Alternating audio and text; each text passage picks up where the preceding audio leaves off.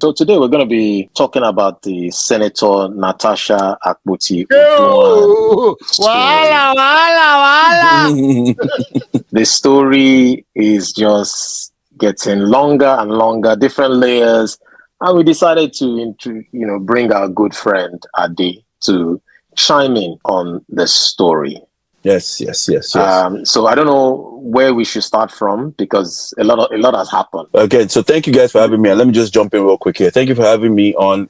I listened to the last episode where both of you had the conversation around the Natasha situation. And I thought let me have this opportunity to bring my own 2 cents into it and probably, dissect it in a little bit, in a different, sort of like a different direction. Like you mentioned to, I think it was Laomi that alluded to it the last meeting or last conversation. There's so many different layers to it that it's impossible to just look at it from one prism. There's different layers from one angle of the prism. There's many different layers to it.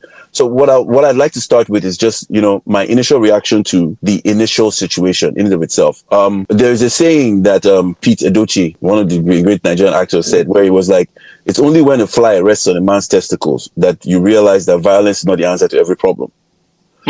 So I think, in my opinion, it's very, very apt in this situation. What was initially a storm in a teacup has exploded beyond all measure. And it's violence. It's taking a sledgehammer to an issue and just bashing the hell out of it. And now it's blown out of proportion.